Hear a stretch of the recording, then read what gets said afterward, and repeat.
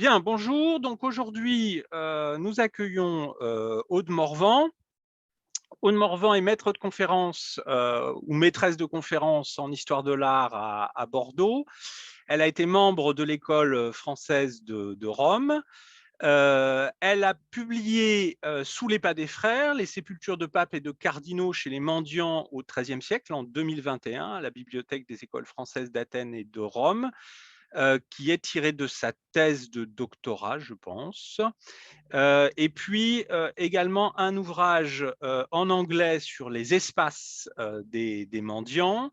Elle a également en cours de publication un ouvrage co-dirigé avec Jérémy Denmul sur les médiévistes face à la documentation des érudits modernes, un sujet qui nous touche directement. Et puis, elle participe à 3 programmes au moins. Donc, observer l'observance avec Sylvie Duval et Ludovic Vialet, un programme qui est en cours de finition. L'art médiéval à travers le temps, à propos de l'ancienne église dominicaine de Clermont. Et puis donc, un groupe de recherche qui, là encore, recoupe nos préoccupations dans l'œil des antiquaires, qui est animé avec Véronique Krings et dont la prochaine rencontre aura d'ailleurs lieu le 20 mai à l'université Bordeaux-Montaigne sur l'Égypte et la Gaule dans l'œil des antiquaires avec Odile Cavalier et Anna Guédon. Et aujourd'hui, donc, Aude Morvan va étudier le cas du débat à l'époque moderne sur la sépulture du cardinal Raniero Capocci, et si j'ai bien compris, avec des questions de divergence entre ce que les chroniques d'époque moderne reflètent à partir de la tradition et puis les données des sources médiévales, mais je lui cède la parole. Merci beaucoup Sébastien, merci pour l'invitation et pour l'ensemble du cycle de séminaires. Alors donc pour tout médiéviste qui travaille sur l'art funéraire, les travaux historiques d'époque moderne sont précieux et constamment utilisés, car ce sont des sources qui documentent des œuvres disparues, mais aussi des œuvres partiellement conservées ou déplacées, souvent au XIXe siècle. Alors, cet intérêt des érudits de l'époque moderne pour les tombes repose en partie sur leur intérêt pour la prosopographie.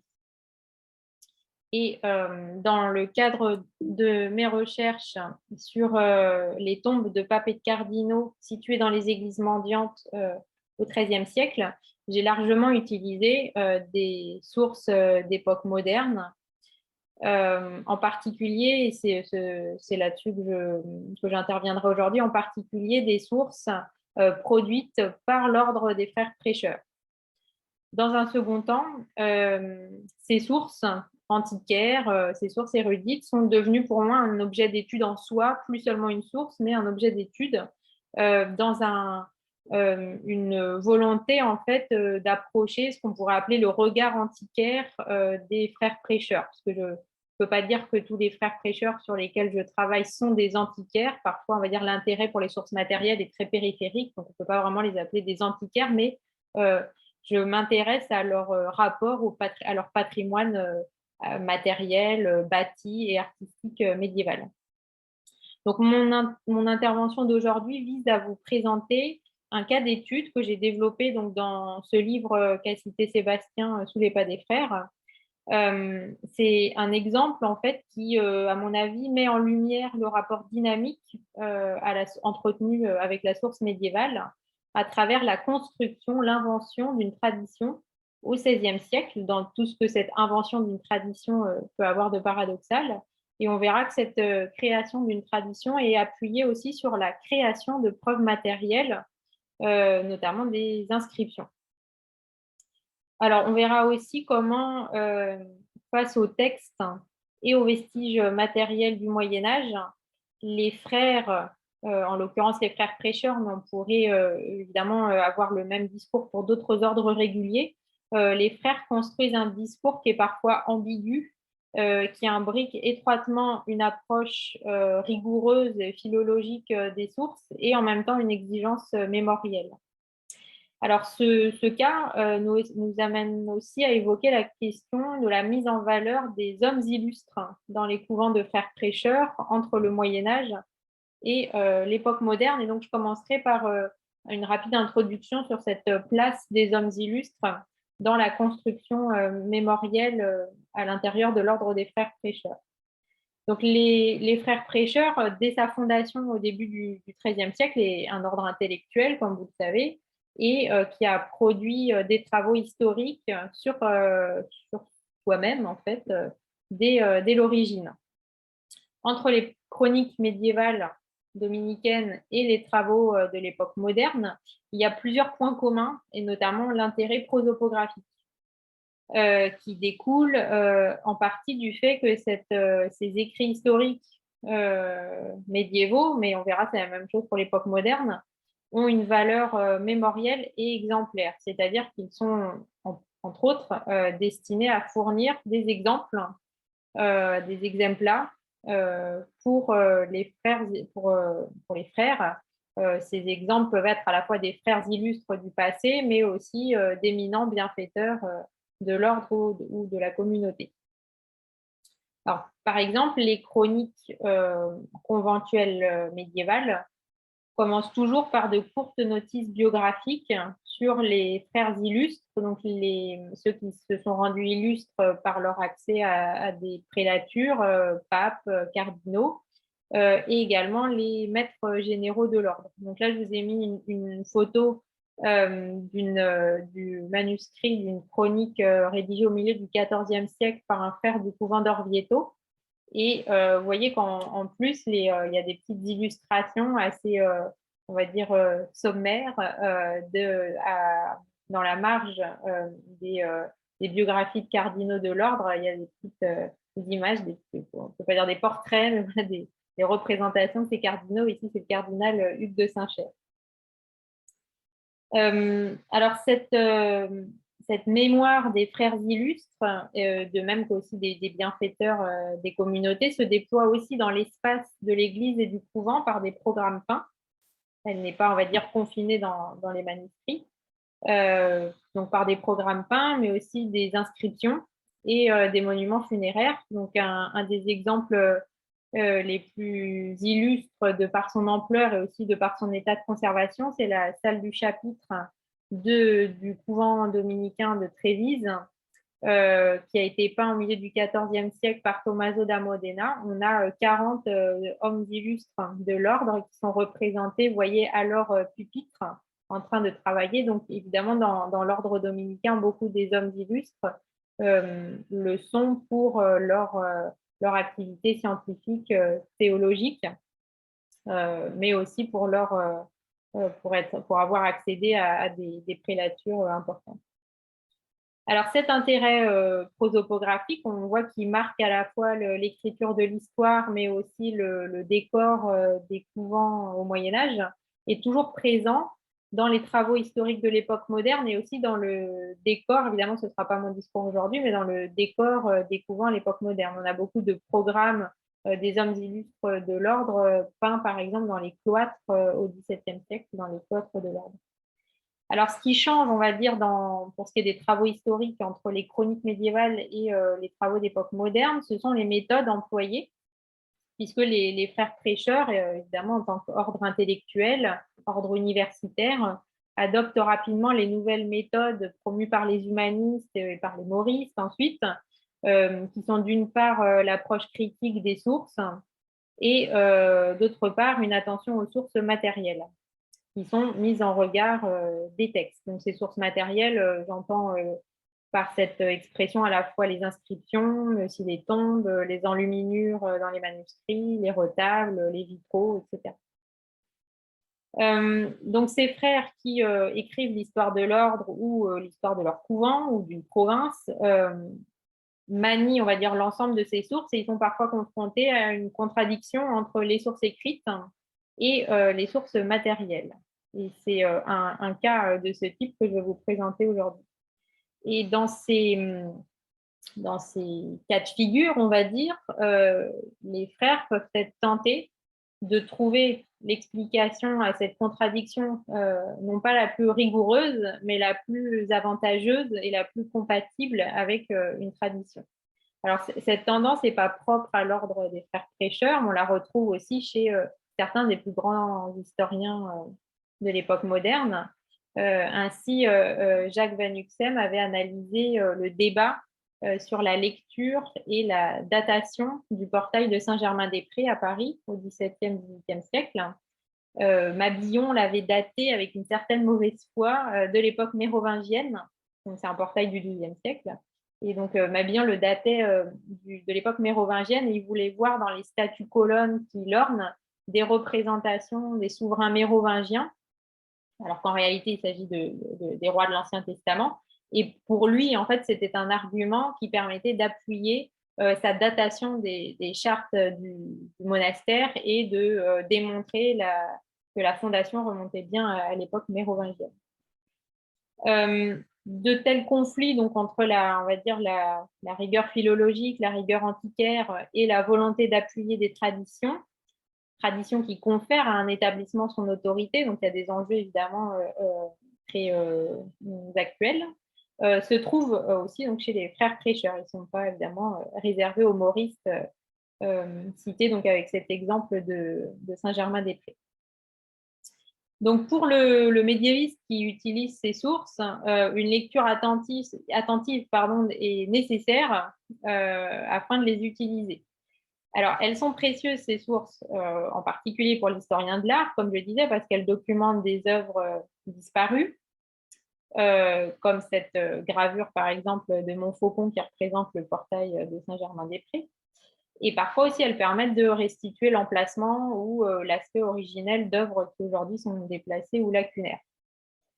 Toutefois, elles peuvent contribuer à véhiculer de fausses informations. Et ainsi, dans les travaux sur le couvent de Santa Maria in Gradi à Viterbo dont je vais vous parler, d'éminents historiens de l'art extrêmement compétents ont repris sans vraiment de sens critique les chroniques d'époque moderne qui disent que le cardinal Capocci était enterré dans l'église du couvent. Donc, on va dire c'est une erreur, on va dire, facile à faire, puisque par ailleurs, et j'y reviendrai, ces sources d'époque moderne sont extrêmement précises sur de nombreux aspects du bâti, du décor, et elles sont extrêmement fiables dans le cas particulièrement où ce sont des frères du couvent qui décrivent, on va dire, leur couvent, donc qui décrivent des choses qu'ils ont sous les yeux. Donc c'est vrai qu'on peut avoir tendance à leur faire trop confiance. Alors, ce cardinal, donc j'en arrive à mon sujet, ce cardinal Capocci est un cistercien, donc ce n'est pas un dominicain, c'est un cistercien, qui est nommé au cardinalat en 1216 par Innocent III, et donc il est d'une famille de Viterbe, et même après son accès au cardinalat en 1216, il reste très présent dans l'administration civile et religieuse de Viterbe. Et à ce titre, il est le bienfaiteur de plusieurs institutions religieuses de Viterbe, notamment, mais pas uniquement, le couvent dominicain. Le couvent dominicain, on verra, dont la tradition fait du cardinal Capocci le fondateur. Mais on verra qu'en réalité, les sources qui font de ce cardinal le fondateur du couvent ne remontent pas avant l'époque moderne. Donc, ce que l'on sait, c'est entre 1243 et 1248, le cardinal Raniero Capocci est le légat du pape à Viterbe pour essayer de pacifier la guerre entre Guelfes et Gibelins, jusqu'en 1249, où il est rappelé par le pape auprès de lui à Lyon à ce moment-là, puisqu'on est en plein premier concile de Lyon, donc qui avait pour but d'excommunier Frédéric II.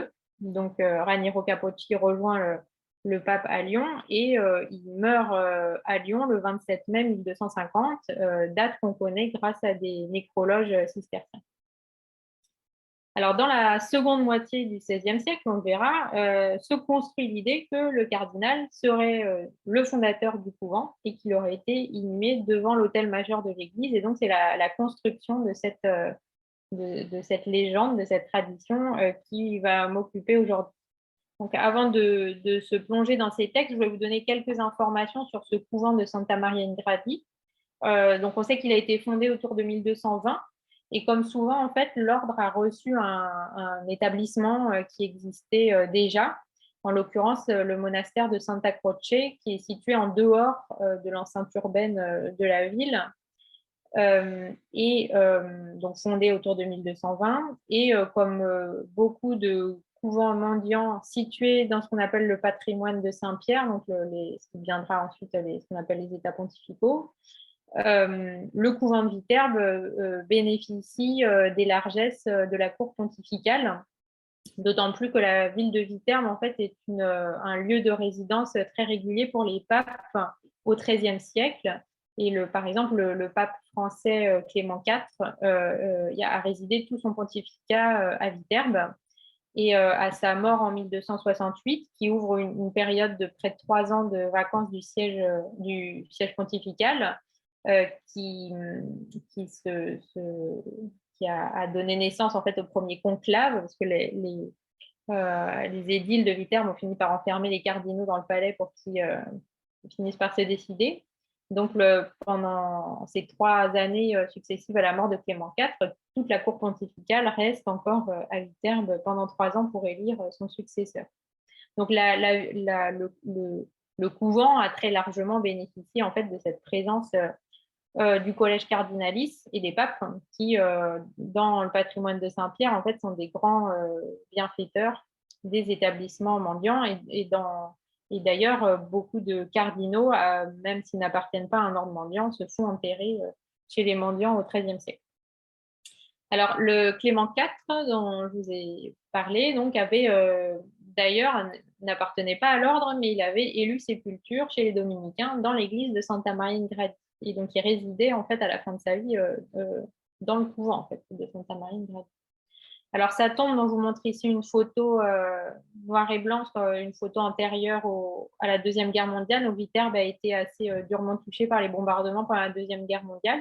Donc, le monument existe toujours, mais il y a une partie du sarcophage qui est abîmée. Donc, je vous montre ici une photo antérieure. Et en fait, donc, la tombe de Clément IV se trouvait, là, vous voyez la lettre C sur le plan, donc se trouvait dans l'abside principale. Alors, cette église de Santa Maria in Gradi, donc, où se serait trouvée, selon les chroniqueurs de l'époque moderne, la tombe de Raniero Capocci, a été entièrement reconstruite entre 1737 et 1741, en reprenant néanmoins l'emprise au sol de l'église médiévale. Puis cette église donc, du XVIIIe siècle a été désaffectée au XIXe après la suppression des congrégations religieuses et laissée à l'abandon. Donc elle était même jusqu'à récemment à ciel ouvert. Au XIXe siècle, donc le moment où l'église est désaffectée, les tombes qui s'y trouvaient, notamment celle de Clément IV, sont déplacées dans l'église San Francesco alla Rocca, qui est l'église franciscaine, où elle se trouve actuellement. Et c'est seulement en fait depuis les années 90, dans le cadre de travaux de restauration par l'université de la Toucha, qui occupe les lieux, que des études ont été menées en fait sur cette église et ces études donc ont permis de proposer, grâce à des fouilles aussi, une restitution du plan médiéval que je vous présente ici. Donc c'est une église, vous voyez, de plan assez simple. Vous voyez que en A, comme souvent les dominicains ont conservé l'église initiale qu'on leur a donnée lorsqu'ils l'ont agrandie. Donc c'était une église de plan très simple, rectangulaire, une nef à 3 vaisseaux, un transept non débordant et une abside principale de plan quasiment carré, qui a été allongée au XVe siècle, dans la deuxième moitié du XVe siècle. C'est la partie que vous voyez en gris. Entre 1527 et 1546, les stalles des frères en fait ont été déplacées dans cette extension de l'abside, et donc l'autel que vous voyez, donc l'autel en noir c'est l'autel médiéval et l'autel en gris c'est l'emplacement de l'autel au XVIe siècle. Donc cette inversion, on va dire, de la position de l'autel et du chœur est un phénomène qui est fréquent à la Renaissance en Italie, qui arrive dans le reste de l'Europe plus tard, au XVIIe ou au XVIIIe siècle. Mais à la Renaissance, en Italie, c'est assez fréquent qu'on observe cette inversion de l'autel et du chœur. Donc, je ne développe pas là-dessus, mais déjà, voilà, vous pouvez noter qu'il y a des travaux importants dans l'Église au XVIe siècle, et on verra que c'est dans le cadre de ces travaux qui ont aussi été marqués par une réfection du pavement et donc une destruction de certaines tombes, de certaines épitaphes qui se trouvaient. C'est à l'occasion de la restauration de l'Église, en fait, qu'il y a aussi une restauration, une reconstruction, recréation de légendes de fondation, liées notamment à la figure de Raniero Capocci. Alors, plusieurs sources, justement d'époque moderne, affirment que Raniero Capocci, donc ce cardinal, est mort, d'une part, est mort à Viterbe et qu'il est enterré dans l'église de Santa Maria in Gradi devant l'autel majeur. Alors, les deux principales chroniques qu'il produites à l'intérieur du couvent qu'il mentionne sont celles de Giacinto dei Nobili, qui écrit au début du XVIIe siècle une Chronica compendiata di Santa Maria in Gradi di Viterbo, qui en fait, il le dit lui-même dans l'introduction, est une version abrégée d'une chronique plus longue en latin, écrite par lui-même, mais qui malheureusement ne nous est pas parvenue.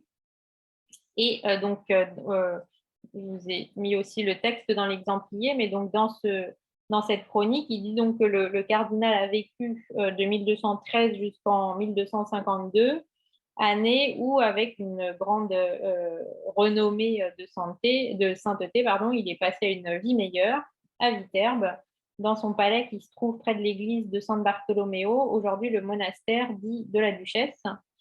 Et il a été enterré devant l'autel majeur de Santa Maria in Gradi, selon une ancienne chronique du couvent. Donc, je reviendrai sur cette ancienne chronique du couvent.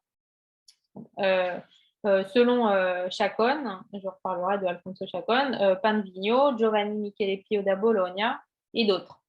On conserve aussi dans la sacristie le drap funéraire, le pluvial avec ses armoiries. Et pour garder la mémoire de ce cardinal, on a écrit l'épitaphe suivante dans l'église. Et là, donc, il transcrit une inscription qui, vous voyez, commence par D-O-M. Et je reviendrai donc sur cette inscription. Et donc, vous voyez que l'inscription aussi, quand même, peut-être qu'il transcrit, dit que le cardinal donc, est enterré devant l'autel majeur. Et dit que le cardinal est le fondateur du couvent. Alors, la deuxième chronique produite à l'intérieur du couvent qui mentionne donc cette mort du cardinal à Viterbe et son inhumation devant l'autel majeur a été écrite par Francesco Maria Salmini, qui a produit en fait autour de 1706 une chronique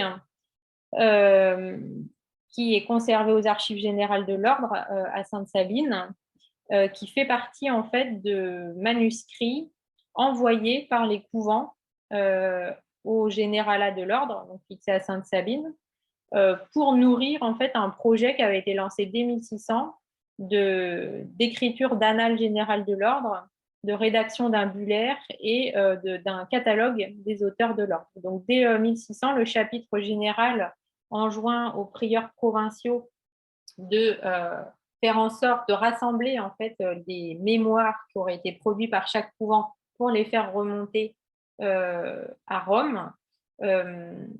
Et la deadline était fixée à 6 mois. Et finalement, c'est surtout à la fin du XVIIe siècle, vous voyez que le temps de publication est assez étendu pour ces communautés religieuses et nos retards de rendu d'articles nous semblent assez bénins à côté de ces retards des dominicains. Et en fait, c'est surtout sous le maître général Antonin Cloche, qui est maître général à cheval entre la fin du XVIIe et le début du XVIIIe, que les mémoires arrivent effectivement à Rome. Et ces mémoires nourrissent les archives centrales de l'ordre qui sont créées en 1656.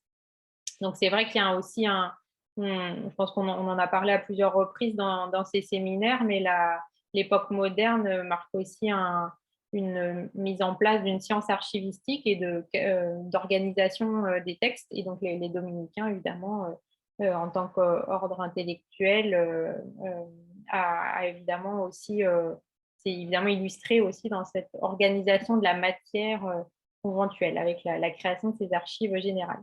Et donc, ce fonds, en fait, créé par ces mémoires conventuelles est toujours conservé aujourd'hui aux Archives générales de l'Ordre.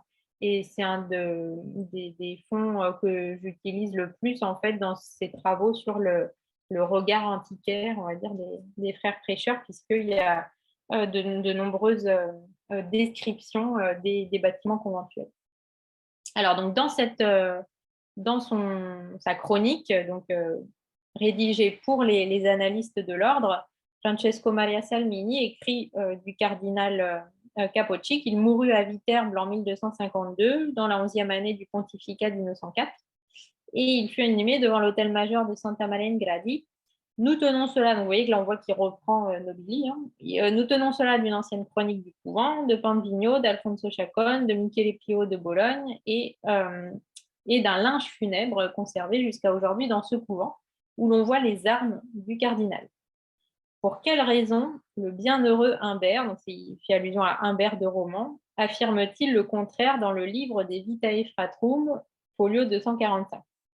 En fait, ces Vitae Fratrum ont été rédigés par Ruggiero de Frachet, mais donc Salmini donc les attribue à Humbert de Roman. Ou bien il se trompe, ou bien peut-être il faut conclure que le cadavre du cardinal Capocci fut transporté de Lyon à Viterbe. De fait, son linge mortuaire déjà mentionné, très ancien et en lambeaux, apporte la preuve manifeste que son corps s'est trouvé dans cette église. Alors, je reviendrai sur tous ces arguments. Donc, alors, l'emplacement de la tombe de Raniero Capocci à Santa Maria in Gradi, on le voit avant ces deux chroniques citent d'autres auteurs, avaient déjà été mentionnées par d'autres auteurs, et notamment par un grand historien des cardinaux, qui est le dominicain espagnol Alfonso Chacon, également grand antiquaire, parce qu'il a fait des dessins de beaucoup de mosaïques d'absides de Rome qui aujourd'hui ont disparu, et qui est l'auteur d'un ouvrage important, qui est les Vitae et Gestas Summorum Pontificum, qui a été publié de manière posthume en 1601 et à nouveau republié en 1630 et en 1677 avec des ajouts. Et donc, dans cet ouvrage, que je vous ai mis dans l'exemplier, Chacon mentionne déjà donc que le cardinal est mort à Viterbe en 1250 ou 1252, et il dit voilà, qu'il est enterré dans l'église de Santa Maria in Gradi, et qu'une inscription qui se trouve dans la chapelle Sainte-Catherine à gauche de l'autel majeur, et il recopie l'inscription comme le fait Nobili. Donc, on voit que c'est les différents auteurs qui citent, qui disent que le cardinal est enterré dans l'église, utilisent comme preuve, parmi d'autres, une inscription qui commémore le cardinal comme fondateur du couvent et qui évoque son inhumation devant l'autel majeur. Alors, donc, grâce à Chacon, on sait que donc, cette inscription, et grâce à d'autres auteurs aussi, cette inscription donc, se trouvait dans la chapelle Sainte-Catherine. Donc, Chacon dit à gauche de l'autel majeur. Donc, il faut comprendre à gauche de l'autel majeur lorsqu'on a le dos à l'autel majeur. Donc, c'est la chapelle que je vous ai mis en orange ici sur le plan. Donc, la chapelle, on va dire, latérale à droite de l'abside principale. Donc, déjà, un point qu'on peut noter, c'est que ce n'est pas une inscription qui se trouvait sur la tombe. Ce n'est pas une épitaphe. Elle se trouvait ailleurs dans l'église. Elle mentionne la tombe, mais elle n'est pas liée directement à la tombe. Alors, dans la transcription de Giacinto dei Nobili et dans une autre source dont je vous parlais, l'inscription commence par 3 lettres, D-O-M, et c'est également le cas dans une transcription qui se trouve dans un manuscrit de la Bibliothèque nationale de Florence. Je vous ai mis ici une photo, qui est un petit livre que qu'une chercheuse a attribué à l'érudit de Viterbe Feliciano Bussi, qui travaille dans la première moitié du XVIIIe siècle. Et c'est un petit carnet en fait, où il y a des relevés d'inscriptions antiques et médiévales de Viterbe et de la province de Viterbe, et où il y a également de très beaux dessins à la plume de plusieurs tombes, notamment des tombes du XIIIe siècle, mais aussi des sarcophages antiques à Viterbe. Et donc, dans ce carnet, Feliciano Bussi recopie cette même inscription, et donc il dit bien qu'elle se trouve à mano sinistra della medesima cappella, donc à gauche de cette même cette même chapelle, donc ils parlent au-dessus, la chapelle Sainte-Catherine, et on voit encore une fois que cette inscription commence par les 3 lettres DOM. Donc, indépendamment ensuite du reste de l'inscription, rien que cette présence des 3 lettres DOM, on sait que c'est une inscription moderne, puisque ces 3 lettres qui signifient Deo Optimo Maximo apparaissent dans les années 1430, donc en contexte humaniste, hein, en fait, une version christianisée du DM des inscriptions antiques. Et en fait, cette utilisation de DOM devient courante surtout en fait à la toute fin du XVe siècle. Donc, on peut dire que cette inscription qui mentionne le cardinal Capocci est au plus tôt en fait de la fin du XVe siècle. Alors, en dehors de cette inscription, donc, qui est moderne, les chroniqueurs, on l'a vu, citent une autre source qui est une ancienne chronique. Donc là, on pourrait penser qu'il s'agit d'une source médiévale. En réalité, donc, je ne vous fais pas la démonstration, mais un historien dominicain, Emilio Panella, qui est on va dire, l'un des plus grands spécialistes des chroniques conventuelles d'Italie centrale, a démontré qu'il s'agit d'une chronique terminée en 1557 par Ignazio di Giovanni Manardi da Ferrara. Et donc, encore une fois, on a une source en fait, qui est du XVIe siècle. Donc, cette ancienne chronique n'est pas en fait si ancienne, en tout cas, elle n'est pas médiévale. Alors, pourtant, les historiens dominicains, et notamment Salmini, on l'a vu, n'ignorent pas qu'il y a quand même une source plus proche des événements décrits qui contredit leur interprétation. Et on ne peut pas supposer que Nobili ou Salmini aient pensé que l'inscription qu'ils pouvaient voir dans l'Église était médiévale, puisque la science épigraphique est quand même bien installée à leur époque, et ils sont capables de reconnaître des caractères qu'on appelle gothiques à l'époque, des caractères médiévaux ou des caractères modernes. Donc cette source, qui n'est pas ignorée par nos auteurs, qui sont quand même des érudits d'un certain niveau, c'est la Chronica Ordinis de Géraud de Frachet, achevée vers 1260. Donc, je ne vous fais pas l'histoire de cette Chronica Ordinis. Donc, elle a été rédigée par Géraud de Frachet en plusieurs versions, en fait, et notamment une des versions a été rédigée comme annexe au Vitae Fratrum, qui est un peu l'une des œuvres de Géraud de Frachet, qui est commandée par Humbert de Roman, qui est une sorte d'hagiographie collective de l'ordre. Et donc, dans cette chronique de l'ordre, Géraud de Frachet dit très clairement que le seigneur Raniero, séjournant de même, donc à Lyon, parce qu'il parle à ce moment de Lyon, élut lui aussi sépulture chez les frères, ce qui parle avant d'un personnage important qui avait élu sépulture chez les frères. Mais certains moines noirs chez qui il résidait alors lorsqu'il mourut empêchèrent cela, et il fut porté à Cîteaux. Donc, Géraud de Frachet dit que le cardinal est mort à Lyon et qu'il a été enterré à Cîteaux. Alors, la thématique ici qu'aborde Géraud de Frachet, qu'on retrouve beaucoup dans les chroniques du XIIIe siècle dominicaine, c'est la question de la polémique autour des sépultures. Par exemple, quelques années plus tard, un long conflit oppose les frères de Santa Maria in Gradi, justement, aux chanoines de la cathédrale San Lorenzo de Viterbe autour de la possession du corps de Clément IV, du pape Clément IV, qui a dû être, dont la cérémonie a eu lieu dans la cathédrale, et ensuite les chanoines en fait, ont gardé le corps, et il a fallu plusieurs années pour que les chanoines rendent en fait, le corps et la tombe qu'elle est avec, puisqu'apparemment, il est question dans les bulles pontificales qui demandent aux chanoines de rendre le corps, il parle aussi d'une tombe. Est-ce que c'est celle qu'on actuellement, est-ce qu'elle avait été installée dans la cathédrale et elle a dû être démontée?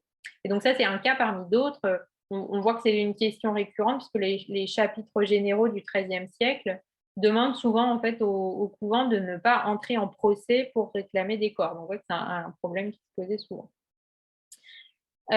Donc Salmini, on l'a vu, n'ignore pas cette chronique Ordinis, mais on a vu, il conclut que soit Humbert de Roman, donc à qui il attribue les Vitae Fratrum de Géraud de Frachet, s'est trompé, soit le corps a été déplacé dans un second temps à Viterbe.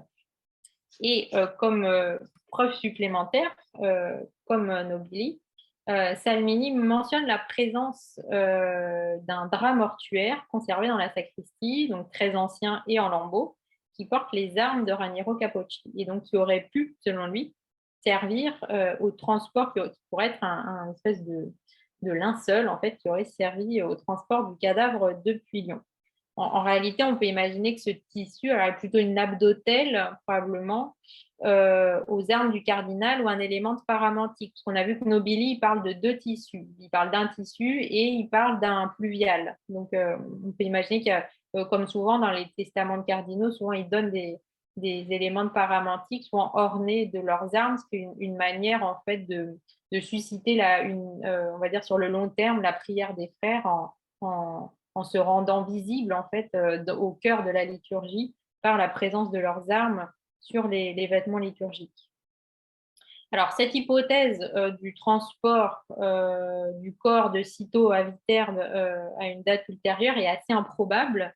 D'une part, on imagine mal les moines de Cîteaux céder le corps, et les chroniques de Viterbe qui ont été rédigées au XIVe et XVe siècle ne font pas état de ce rapatriement du corps, alors même que Raniero Capocci est un acteur éminent de l'histoire de la ville au XIIIe siècle et qu'il est omniprésent dans ses chroniques du XIVe, XVe siècle sur les événements, en fait, et notamment la guerre avec Frédéric II. Ce qu'on peut remarquer, c'est qu'à partir du XVIe siècle, on ne parle jamais des restes matériels de la tombe, de cette soi-disant tombe qui aurait été placée devant l'autel majeur, mais seulement d'une inscription qui y fait référence, placée ailleurs dans l'église, dans la chapelle Sainte-Catherine. Alors, étant donné que Raniero Capocci était effectivement un bienfaiteur du couvent, même s'il n'est pas le fondateur, il n'est pas impossible qu'il ait existé des inscriptions médiévales qui mentionnaient son nom. Et on peut imaginer que ces inscriptions médiévales ont servi à la création d'une nouvelle inscription au XVIe siècle. Ce qu'on peut aussi noter, et je vous l'ai dit, c'est qu'entre la deuxième moitié du XVe siècle et le milieu du XVIe siècle, l'église a été sujette à de profonds travaux. Donc l'abside principale est allongée, le pavement est refait, et à la fois Nobili et Salmini mentionnent que de nombreuses inscriptions, en fait, ont été détruites dans ces opérations, en fait, de restauration. De plus, les chroniques mentionnent aussi que le passage des troupes de Charles Quint en 1527 a causé des dégâts à l'église. Voilà, et donc toutes ces modifications d'embellissement de l'église et ensuite de réparation des dégâts difficiles à mesurer des troupes de Charles Quint. Enfin, c'est au moins le seul dégât qu'ils mentionnent, c'est que les nouvelles stalles qui étaient en cours de réalisation, le bois a été brûlé par les soldats de Charles Quint en 1527. Et donc, ce qu'on peut observer, c'est que toutes ces modifications, en fait, se sont accompagnées d'un travail de compilation historique et légendaire sur le couvent. Et dans ce cadre, les tissus aux armes du cardinal, sûrement des éléments de paramantique et de possibles inscriptions médiévales détruites, ont servi de support à la création d'une inscription moderne, et aussi ont servi de support à la naissance d'une légende de la présence d'une tombe du cardinal devant l'autel majeur. C'est aussi probablement à cette époque qu'est créée la légende d'une fondation par le cardinal Raniero Capocci, qui est rapportée par Nobili et Salmini, et dont on n'a pas d'occurrence avant cette date. Ils racontent tous les deux, en fait, que l'emplacement du couvent aurait été désigné au cardinal par une apparition de la Vierge, qui est un motif très fréquent, notamment dans les Vitae Fratrum, où il y a beaucoup d'apparitions de la Vierge, qui est la protectrice de l'ordre, à des frères. Donc là, on reprend des schémas hagiographiques médiévaux pour créer cette légende de fondation. Donc, pour conclure sur ce cas d'étude, ce qui me semble intéressant et c'est pourquoi j'avais proposé de présenter cet exemple ici, c'est que ce cas met en lumière, en fait, toute l'ambiguïté du travail des historiens qui appartiennent à un ordre régulier à l'époque moderne, mais parfois jusqu'à aujourd'hui, puisqu'ils sont pris, en fait, entre leur exigence d'approche critique des sources et l'aura d'une tradition, une tradition qui, on l'a vu parfois, est assez récente. Et il conduit ici, on va dire ce tiraillement conduit ici l'auteur à privilégier des sources matérielles, un tissu, une inscription qui est pourtant clairement moderne, et à mon avis, ces érudits pouvaient le savoir, le savaient. Donc à privilégier ces sources matérielles sur des sources littéraires qui pourtant sont proches des événements et donc auraient dû être considérées comme plus crédibles, plus authentiques. Ce tiraillement, ce chemin de crête sur lesquels cheminent les auteurs réguliers, se retrouve dans d'autres mémoires conventuelles du XVIIe, XVIIIe siècle. Et donc, parmi les exemples sur lesquels je travaille en ce moment, une chronique produite pareillement pour les annalistes de Rome, dans le couvent de Bordeaux, le frère qui rédige cette chronique fait tout un laïus pour expliquer que la dédicace de l'église à Notre-Dame du Rosaire remonte au XIIIe siècle et il se base voilà, sur des textes anciens, alors qu'on sait en fait que la dévotion au rosaire est créée notamment par Alain de la Roche au XVe siècle, qui fait de Saint Dominique l'inventeur du rosaire, et au XVIIe, XVIIIe siècle, à l'intérieur de l'ordre, on va dire, les érudits ne sont pas d'accord sur ce point, parce qu'il y a des dominicains qui disent clairement qu'on n'a pas de traces de cette légende en fait avant le XVe siècle, donc c'est clairement une fausse légende. Donc à l'intérieur de l'ordre, on voit que il peut y avoir, de même que chez les mauristes, il peut y avoir des débats sur certaines traditions, voilà, appuyées sur peut-être une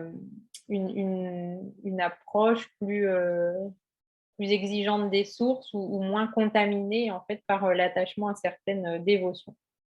Donc voilà, donc ce cas de Viterbe finalement pourrait être aussi mis en regard d'autres exemples ainsi où des frères qui pourtant sont des frères voilà, érudits, qui ont une connaissance des sources, qui ont une pratique des documents, de la documentation ancienne.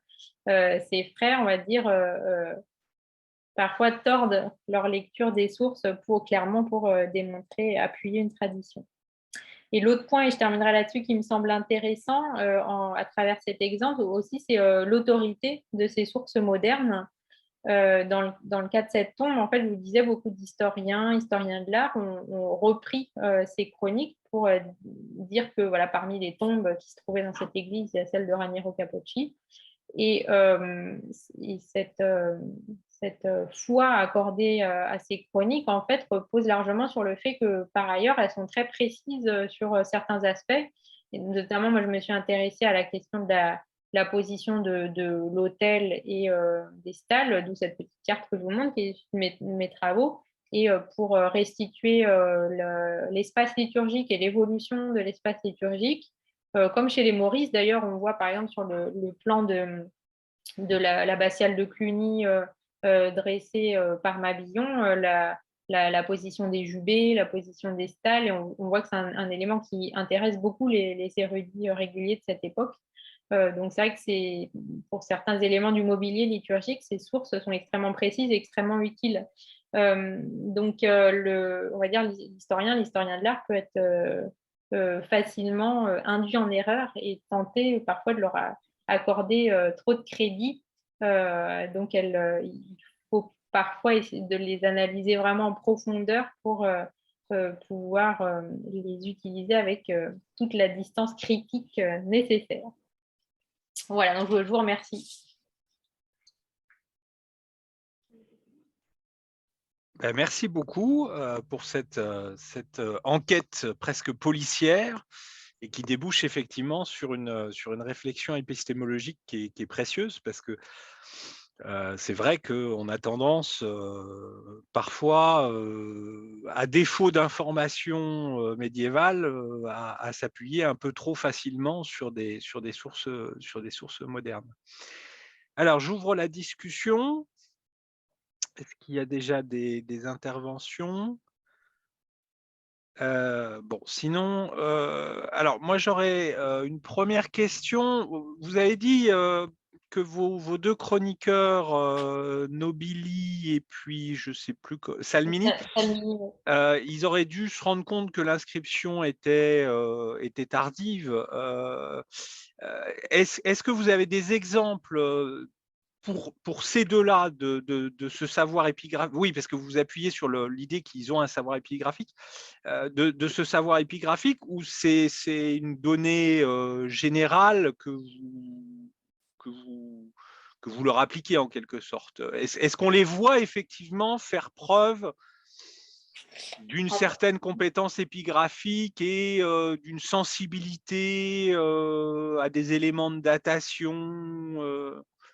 Alors, c'est vrai qu'ils disent pas que cette inscription est ancienne. Parce que Ouais, s'ils avaient voulu y voir une inscription médiévale, ils auraient dit une ancienne inscription, une inscription en caractère gothique. ouais, Donc, ils l'utilisent comme preuve, d'accord. mais à mon avis, ils ne la vendent pas comme médiévale. Mais spécifiquement, tous les deux, ils sont moins versés. Je crois qu'ils recopient les inscriptions. Si, quand c'est une inscription médiévale, ils disent une ancienne inscription. Ouais, Donc, c'est ça. le terme Ouais, qu'on retrouve, ouais. ouais, c'est ça. Donc là, ils le disent pas. Donc, Ouais, si, donc il y a bien quand même une oui, sensation que ça peut être vieux ou pas vieux, quoi. voilà, c'est ça. Normalement, le ancien ou les termes, en fait, les termes qu'on retrouve dans cette littérature, c'est ancien et moderne. Ouais, Et ancien, pour mes auteurs, quand ils écrivent en italien, c'est antico. ouais, Et c'est ça. Ouais. c'est en fait antérieur au 16e. Et le 16e, ça devient moderno. Et c'est les mêmes termes qu'ils utilisent aussi. Donc, non seulement pour qualifier une calligraphie, mais aussi pour qualifier le style. On voit que tout ce qui est médiéval, c'est ancien. Donc, c'est sous-entendu, c'est un peu maladroit. On voit qu'il y a un jugement esthétique qui est plutôt négatif. Et quand il parle d'une tombe, par exemple, qui est moderne, c'est que c'est un style, on va dire, qui leur semble plus familier, quoi. Donc, c'est Ouais, 16e, 16e ou postérieur. d'accord. Autre question, intervention? Bah, au passage, c'est passionnant d'ailleurs, hein, parce que c'est une définition de l'antique qui colle pas du tout avec Oui, ce qu'on prétend nous vendre. Mais c'est pas du tout étonnant en fait, hein, parce que alors ben, ouais, c'est vraiment pas en italien, c'est vrai qu'on reprend le terme latin dans son acception ouais, de c'est ça. vieux. L'antiquus comme Mm. un vieux qui a de la valeur, contrairement à Ouais, Vetustus qui est le vieux qui a pas de valeur. oui, Et c'est vrai que au moins l'italien moderne, antiquo, mais même maintenant, en fait, mais même dans l'italien moderne, par exemple, la musique ancienne, pour dire la musique baroque, c'est musica antiqua. Donc, c'est vrai que le mm, terme, mm. l'italien a gardé cette acception du latin antiquus. Mais vous les voyez utiliser Moyen Âge, médiéval ou pas du tout? Non, Non, non, hein, non. Ouais, non, hein. ouais, c'est vraiment le terme ancien Ouais, moderne. Ouais. ouais, Et c'est pareil chez les. Et alors, le terme gothique aussi qui est un peu ouais, utilisé, et pareil chez les mauristes, mais il est surtout utilisé pour qualifier les inscriptions, en fait, pour qualifier une ouais, calligraphie. ouais, Et les termes, mais c'est pareil chez les mauristes, en fait, on retrouve beaucoup ces termes anciens, modernes. ouais, ouais, Et ouais, voilà, tout ce qui est ancien, ça peut être ancien tardo-antique, ça ouais, peut être ancien ouais. de l'époque gothique. Mm. Ouais, non, mais moi, j'ai la même chose, c'est chez les érudits français de la première moitié du XVIIe. Mm. C'est, Ouais.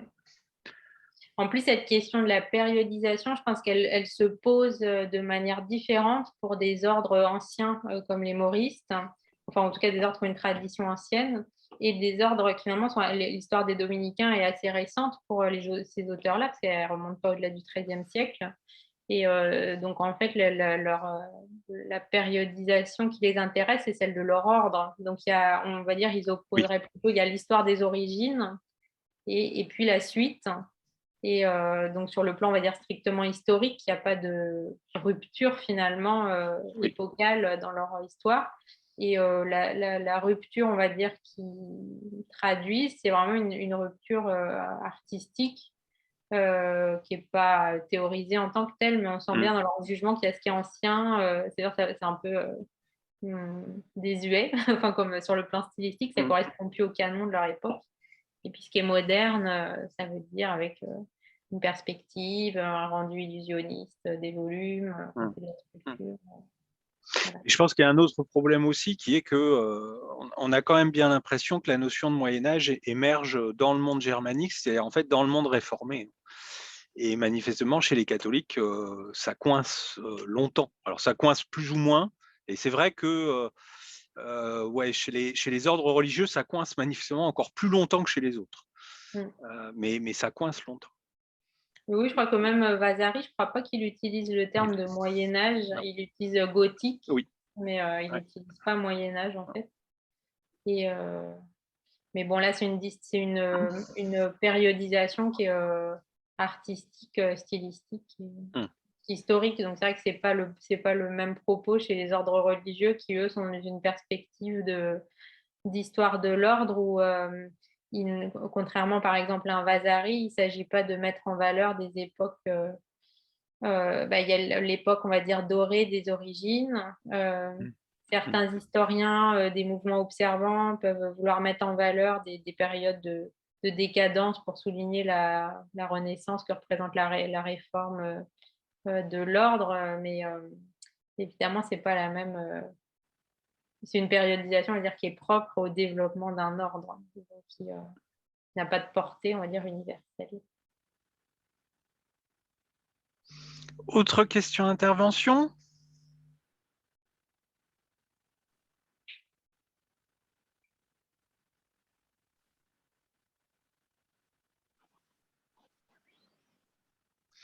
J'ai assommé tout le monde. Non, parce qu'en plus, c'est très précieux. Enfin, moi, je connaissais très, très mal toute cette historiographie dominicaine, dont j'ai l'impression, alors peut-être en Italie, mais en tout cas en France, avant vos travaux, on n'en parlait pas du tout.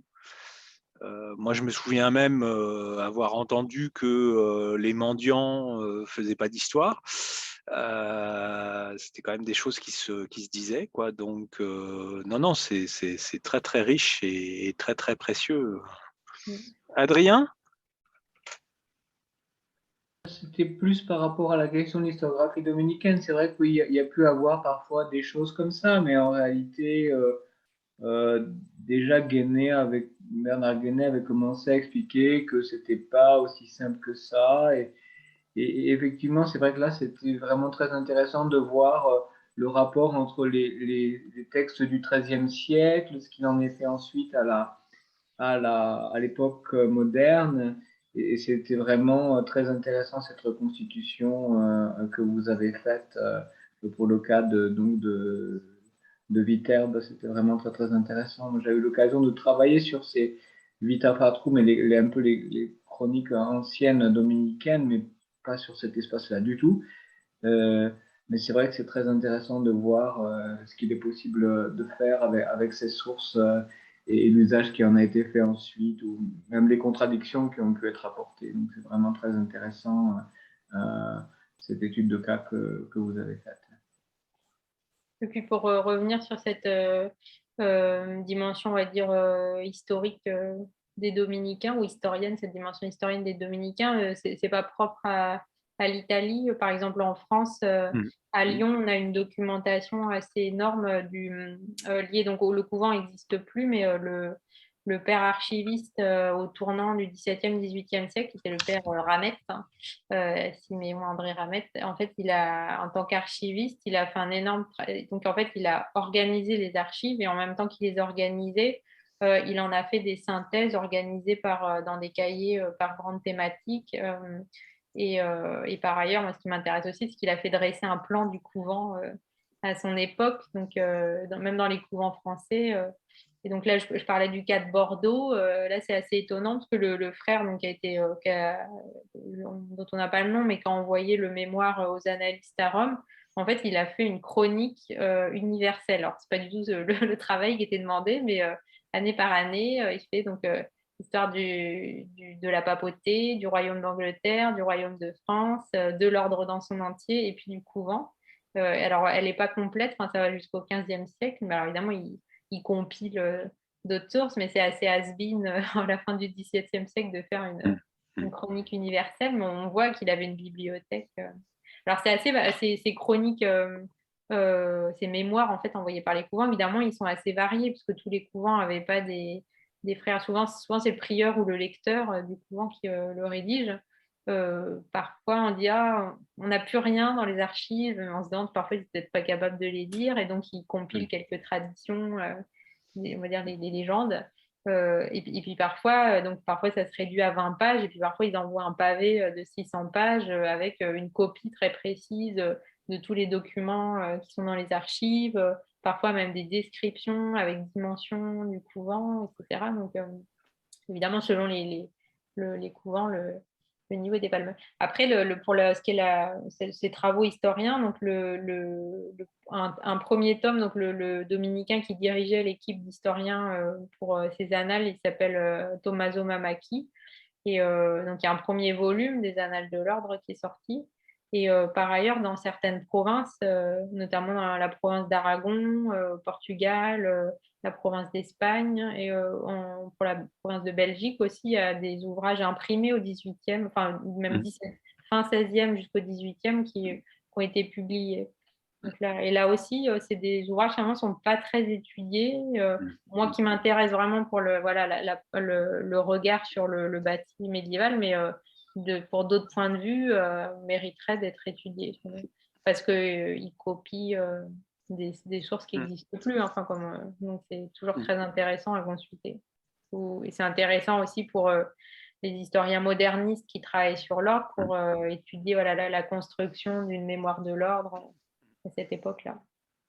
Ça a été fait pour les chroniques par Anne Wiber qui a travaillé sur les chroniques observantes du 15e, 16e siècle, mais c'est vrai que pour ces travaux historiques du 17e, 18e siècle, ça n'a pas été fait à ma connaissance. Alors même que cet ouvrage, donc, je vous disais sur la Belgique, c'est un peu comme le Monasticon Gallicanum, il y a même des planches en vue cavalière de tous les couvents. Donc, ça n'a pas du tout été étudié. Ils ont été un peu utilisés, notamment par Thomas Koeman, qui est spécialiste des ordres mendiants en Belgique. Mais la production de ces objets n'a pas été étudiée en tant que telle. Donc là, oui, c'est ça, ils ont été étudiés ils ont été utilisés comme source, mais on ne sait pas. Non, mais parce que les mauristes ont caché le. Alors qu'en fait, si j'ai bien compris ce que vous avez dit, la volonté de construire une histoire de l'ordre est antérieure, parce qu'on est en 1600, donc on est avant même la création de Saint-Maur, en fait. Donc, Et ça ressemble un peu, on a un peu, dans le chapitre 2600, c'est un peu comme dans la circulaire de Dontaris. Les mauristes, ce qui va servir au Monasticon Gallicanum, on a un peu une espèce de fiche, en fait, type avec les catégories à remplir.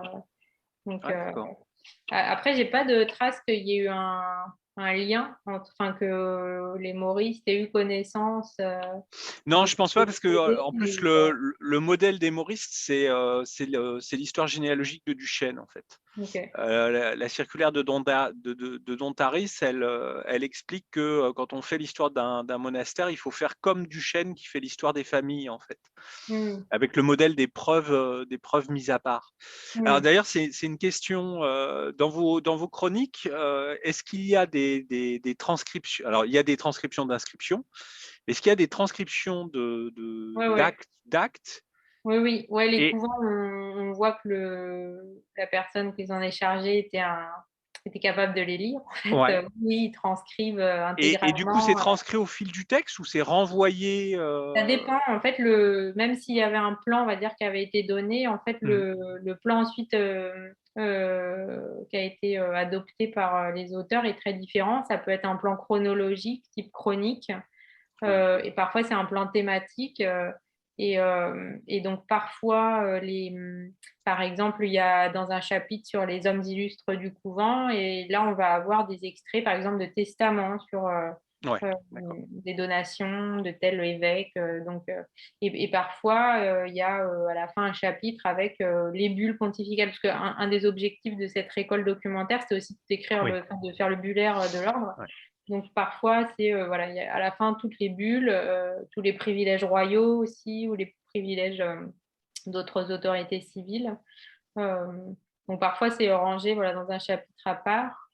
Mais il y a d'autres textes aussi, notamment voilà, les testaments, parce que c'est vrai que ces chroniques, alors chroniques, soit celles rédigées pour les annalistes, soit aussi il y avait beaucoup de travaux de chroniques, c'est le cas de celles de Nobilly, hein, qui sont destinées à un usage interne au couvent. Ces chroniques, évidemment, il y a aussi des enjeux parfois juridiques, et donc la transcription de ces testaments, de ces donations, évidemment, est importante aussi pour appuyer des privilèges ou des possessions du couvent. Et donc, elles sont très souvent recopiées. Mais oui, oui, il y a enfin, il y a une variété de sources assez importante.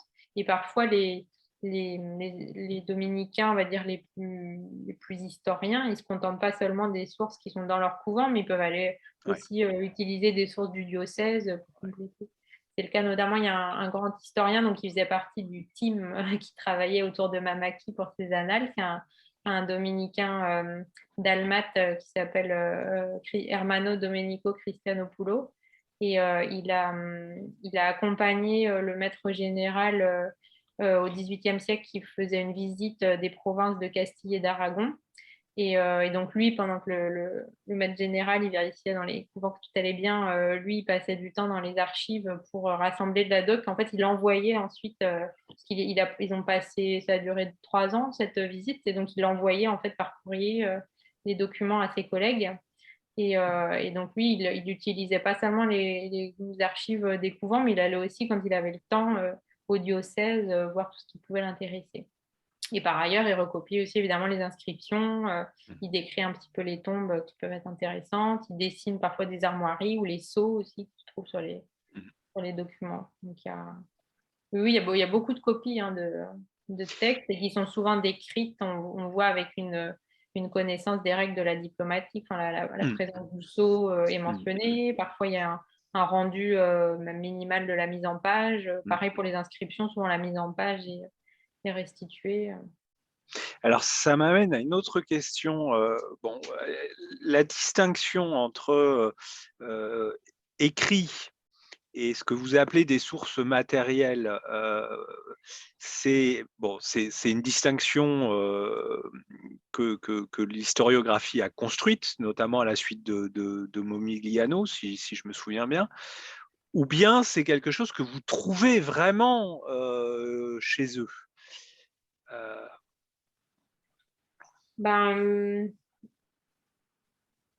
Généralement, en fait, ça dépend beaucoup des frères.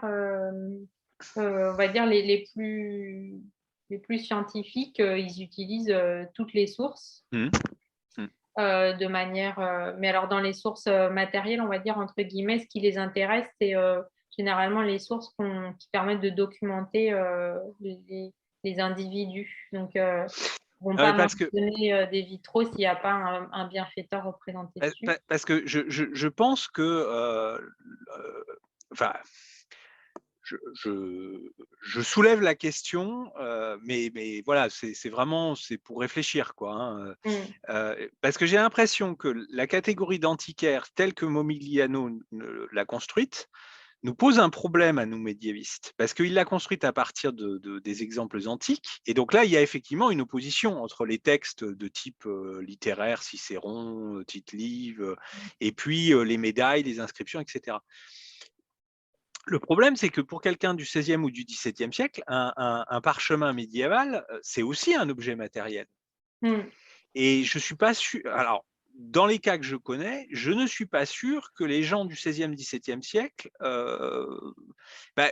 voilà, pour prendre un exemple précis, le De Re Diplomatica de Mabillon, il est destiné dans son sous-titre aux historiens, aux juristes et aux antiquaires.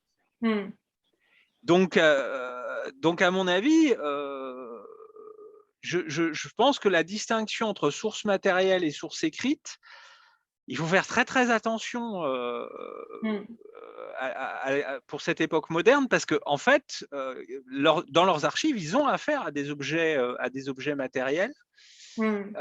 Et j'ai l'impression que ce que Morcel appelle la textualisation de l'écrit médiéval, c'est-à-dire sa dématérialisation pour ne plus être que des mots, moi j'aurais tendance à penser que c'est plus tardif en fait. C'est 19e assurément, et peut-être déjà au 18e, par exemple, dans la collection, encore que, parce que dans la collection Moreau, on figure aussi les graphies, les sceaux, bon. Oui, Donc, clairement, et même les ouais, enluminures, parfois, enfin ouais, Mabillon, dans ouais, les annales, ouais, ouais, enfin, il n'y en a pas beaucoup, mais il y a quelques enluminures, notamment qui représentent une enluminure qui représente Mathilde de Canossa, qui est oui, copie, donc ouais, Après, on va dire ce qui est intéressant, c'est que selon les cas, la hiérarchie, l'exemple là de la tombe de Raniero Capocci le montre, c'est-à-dire la hiérarchie qui ouais, peut être faite entre sources matérielles et sources euh, littéraires, on peut les appeler, ou sources diplomatiques, sources juridiques, on va ouais, dire, parce qu'après, c'est vrai que mettre les inscriptions, finalement, c'est des sources, des écrits aussi, finalement. Enfin, c'est le oui. contenu de l'inscription, tout autant que sa matérialité qui est observée. Non, mais par Par les contre, je pense que antiquaires. vous avez raison. C'est-à-dire que l'opposition à la source littéraire, en fait. Mm. C'est-à-dire que bon, en tout cas, par exemple, chez des historiens français de la première moitié du XVIIe siècle, il est clair qu'entre un acte d'archive et une chronique, ils préfèrent un acte d'archive. Mm. Et donc là, c'est possible qu'on ait le même type de réflexe qui joue, c'est-à-dire qu'ils ont une inscription, alors dont vous montrez que eux-mêmes sont conscients qu'elle est peut-être pas si ancienne que ça, mais ils ont une inscription qui fait preuve, et donc finalement, bah, la chronique, Mm. elle tient pas, quoi. Mm. Mais je me demande si le titre d'archive ne serait pas rangé par ces gens-là au titre des sources antiquaires, quoi. Mm. C'est vrai qu'il n'y a pas de. Il distingue clairement, il n'y a pas de catégorie dans les preuves, Ouais, mais peut-être ce qui peut ranger, on va dire, un discours plus qu'un individu du côté plutôt de l'histoire ou de l'antiquaire, c'est aussi le type d'intérêt, parce que enfin, en tout cas dans l'historiographie depuis Momigliano, on oui, distingue une approche chronologique des faits, on va dire, oui, qui serait celle de l'historien, oui, d'une attention pour les gestes, pour les oui, objets, et chez les auteurs dominicains, mais comme chez les mauristes, hein, que ce soit Martin et Durand ou Mabillon ou Montfaucon, il y a clairement un intérêt, par exemple, pour le mobilier liturgique, qui est très oui, important. Et moi qui m'intéresse, c'est vrai que maintenant, la question de l'espace liturgique, du mobilier liturgique est très, très à la mode dans les études en architecture médiévale. Et c'est vrai que ces sources modernes sont précieuses parce que autant elles disent quasiment rien sur le décor figuré médiéval, sauf quand il y a un bienfaiteur représenté, où là, ça les intéresse. Mais par exemple, Mabillon ne dit rien sur le décor de l'abside de Cluny, qui devait être absolument magnifique, ni sur le portail de Cluny. Par contre, il décrit précisément l'emplacement des deux jubés, des salles, de tous les hôtels avec leurs dédicaces. Et donc là, on peut dire quand les dominicains ou les mauristes s'intéressent aux jubés, à l'emplacement des hôtels, là, on peut dire qu'ils ont une attitude ouais, d'antiquaire. Et par contre, quand ils font l'histoire chronologique de couvent, là, c'est plutôt des historiens. Mais à d'autres moments, on va dire, c'est plutôt des hagiographes quand ouais, ils rapportent. Voilà, donc en fait, moi, chez les dominicains, je ne peux pas distinguer des figures d'antiquaires et d'historiens. Je peux distinguer des passages oui, où l'attitude est plus celle d'un. Et là, par exemple, pour ce cas-là, on voit que à propos de la tombe de Raniero Cabrocci, Nobili et Salmini privilégie ouais, les méthodes antiquaires sur les méthodes historiennes. ouais, La méthode la méthode historienne, là, aurait voulu qu'il ouais, privilégie Géraud de Frachet parce que c'est ouais. la source la plus proche, en fait, des faits. Et il préfère l'objet, Mhm. ce tissu en lambeaux. Et, euh, et donc, c'est pour ça que moi, je dis pas que je travaille sur les antiquaires dominicains, parce que j'ai jamais rencontré vraiment d'antiquaires Mhm. dominicains, contrairement voilà, à Montfaucon, on peut dire que là, c'est un vrai antiquaire. Mais dominicains, c'est pas des antiquaires, mais ils ont un regard antiquaire Ouais. parfois lorsqu'ils s'intéressent à des objets ou aux pratiques liturgiques, qui est vraiment un de leurs un aspect que beaucoup, en fait pas tous, mais qui intéresse certains. Après, il y en a beaucoup qui documentent l'objet plus que les textes qu'on voit quand ils sont pas compétents, mais avec un intérêt pour les légendes autour des objets. Enfin, Mhm. par exemple, certaines images de la Vierge qui sont liées à des miracles ou tel crucifix qui aurait parlé à telle sainte, etc. Et donc là, ils les décrivent en détail, mais là, c'est moins, là, c'est plus une attitude de dévot, en fait, que d'antiquaire. Donc, parfois, l'intérêt pour un objet n'est pas forcément la marque d'un. Mais de toute façon, cette question d'antiquaire, elle est assez complexe, parce qu'il y a des auteurs comme Alain Schnapp qui, tout passeur d'une mémoire est un antiquaire, qu'on parle de l'Égypte antique ou d'aujourd'hui. Donc là, lui, il a vraiment une acception très, très large d'antiquaire qui, du coup, lui permet de faire cette histoire mondiale des antiquaires et, qui va de la préhistoire jusqu'à nos jours. D'autres auteurs vraiment s'en tiennent strictement, on va dire, à une définition voilà, un peu héritée de Momigliano, où l'antiquaire, c'est celui qui s'intéresse à l'Antiquité classique, et plutôt aux gestes de la vie quotidienne, à la religion, à partir de sources essentiellement matérielles, quoi. Donc, il n'y a pas de. Mais c'est vrai que cette question qui n'est pas encore assez creusée, c'est aussi l'utilisation du terme dans les sources anciennes. Ouais. Pas encore, qui Ouais. mériterait. D'ailleurs, c'est un des axes. Parce que par exemple, à ma connaissance, Mabillon ne se dit pas antiquaire, il se dit historien. Oui. Or, il utilise.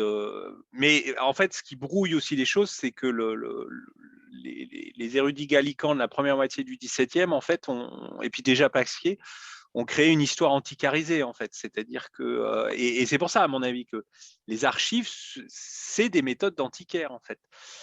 Simplement, effectivement, c'est des antiquaires qui ont affaire à des types de sources matérielles que que ceux qui s'intéressaient à l'Antiquité gréco-romaine n'avaient pas, puisque là, on n'a pas d'archives.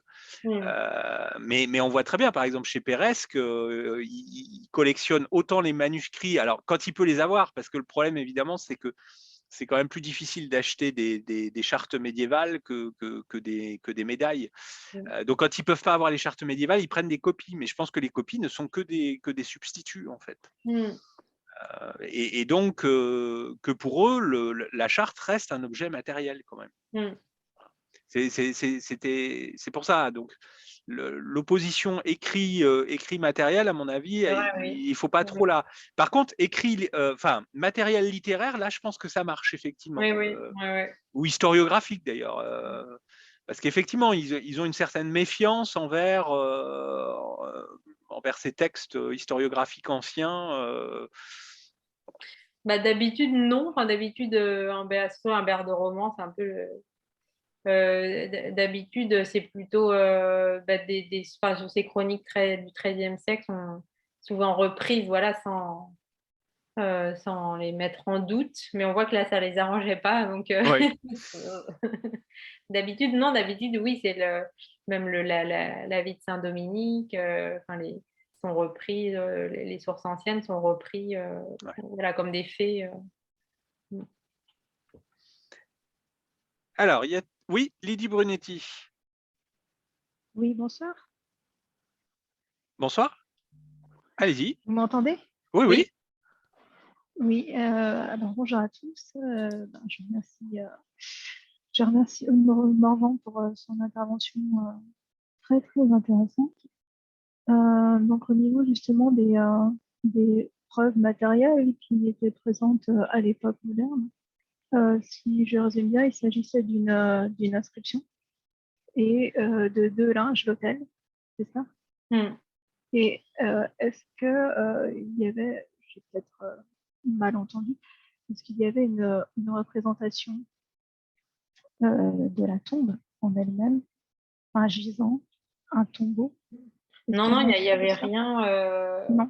Il n'y avait rien, et il y a rien qui est même mentionné, en fait, ni anciennement, parce qu'il y a des cas, c'est le cas à Lyon, par exemple, vous parlez de ces travaux du père Ramet, et donc à l'époque du père Ramet, alors je ne sais pas si c'est lui qui l'a dicté, mais il y a pareil, un manuscrit, un mémoire assez important qui a été envoyé à Rome, et il y a plusieurs tombes de cardinaux morts justement pendant le premier concile de Lyon, qui se trouvaient dans l'église dominicaine de Lyon. Et certaines de ces tombes ont été détruites pendant les guerres de religion. Mais donc, il dit précisément, voilà, elle se trouvait là, c'était une tombe comme ci, comme ça, elle a été détruite par les protestants et pour garder mémoire de la tombe, on a fait cette inscription. Là, ils disent pas, on a détruit, que qu'il y aurait eu une tombe qui aurait été détruite. Donc, il parle d'aucune matérialisation, on va dire, de l'emplacement de la tombe, quoi. Il parle juste d'une inscription qui dit la tombe se trouvait devant l'hôtel Major. Donc, c'est vrai que D'accord.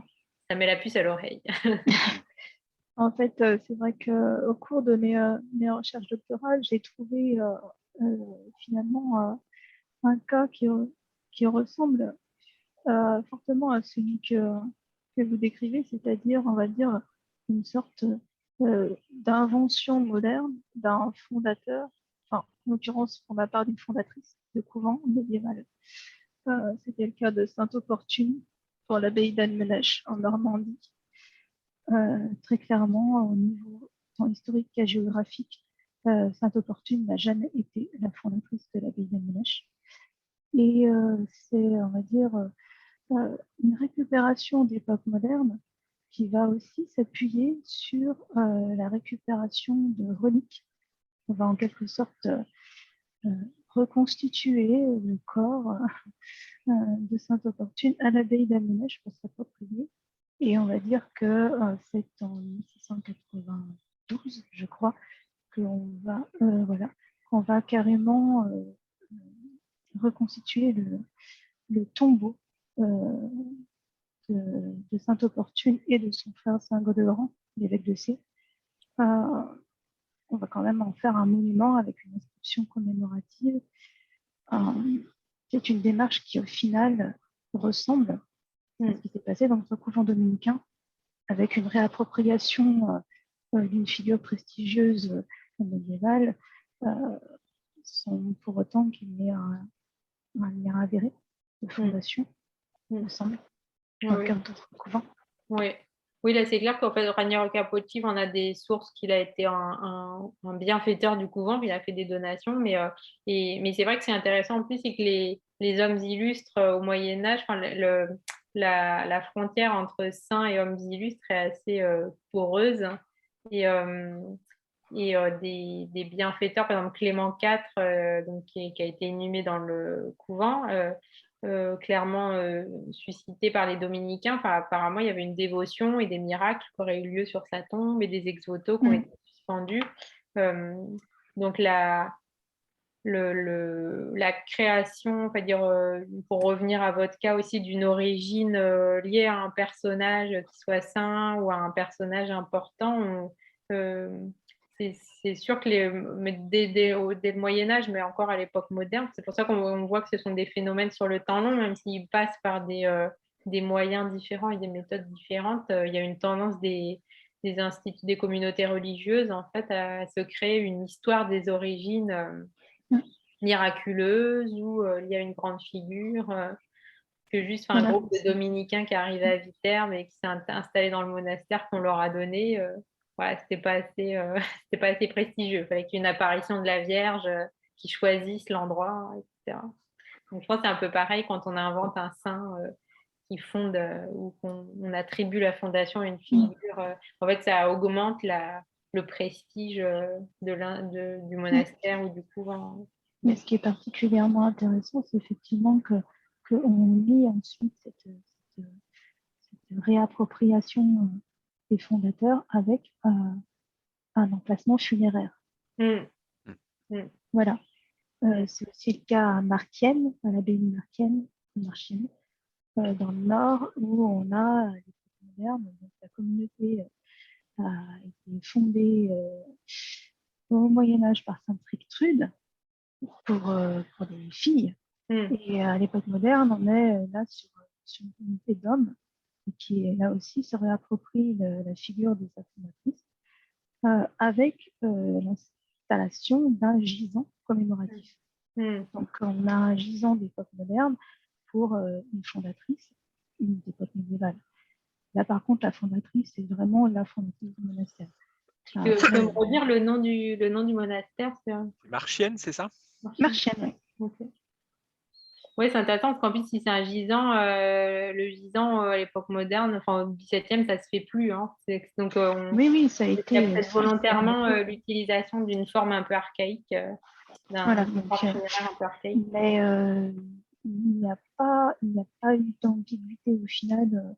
On n'a pas fait croire dans cette communauté que c'était quelque chose d'époque médiévale. Ou alors il n'y a pas eu de confusion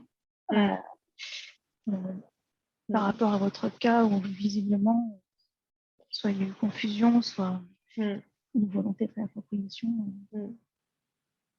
Donc voilà, ça m'a absolument fait penser à ces cas que j'ai rencontrés. Oui, ce qui est intéressant, c'est qu'il y a dans tous les cas, on voit qu'il y a la création d'une mémoire en partie inventée qui s'accompagne de la création d'objets, en fait, que c'est pas seulement dans des manuscrits, mais aussi dans la matérialité, dans l'espace de l'Église, on matérialise cette mémoire donc par des inscriptions, par des monuments, ça peut être par des vitraux, on va représenter les légendes. Je sais pas, dans l'autre couvent dominicain de Viterbo, qui est le couvent observant de Santa Maria della Quercia, dans le cloître, il y a des peintures qui représentent cette Madonna della Quercia, qui est une image miraculeuse de la Vierge retrouvée à Viterbo, mais en fait, qui serait la raison de la victoire de l'Épante, en fait. Donc, on voit cette image de la Vierge avec la bataille de l'Épante. Donc, donc c'est des fresques du XVIIe. Donc, on met en image des légendes. En tout cas, ça dénote qu'au final, la pratique du monument funéraire commémoratif ou de l'inscription funéraire commémorative était finalement peut-être plus répandue. Oui, c'est sûr, oui. Oui, il y a une recréation, clairement, puis avec les...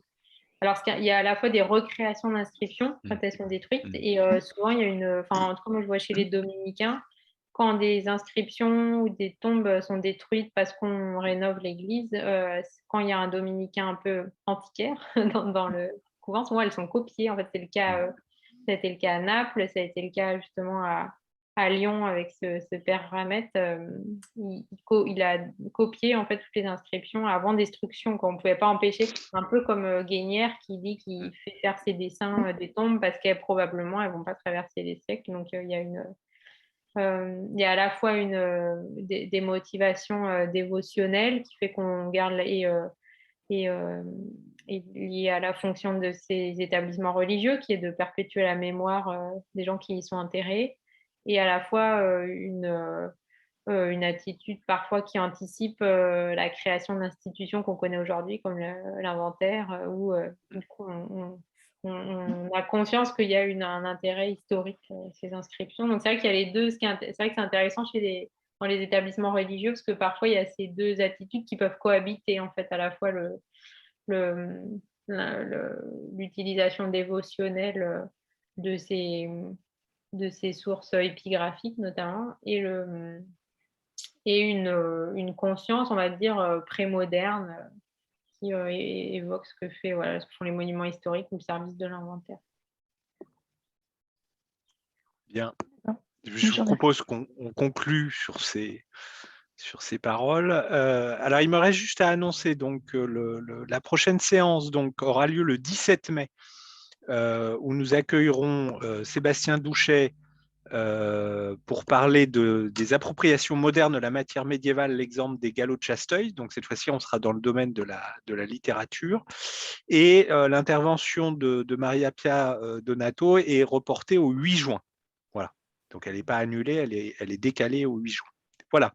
Ben, je vous souhaite à toutes et tous une excellente soirée. Je remercie encore Aude Morvan pour cette intervention qui soulevait des tas de questions et qui était absolument passionnante. Et puis, je vous souhaite donc une bonne soirée. Merci. Au revoir. Merci beaucoup. Au revoir.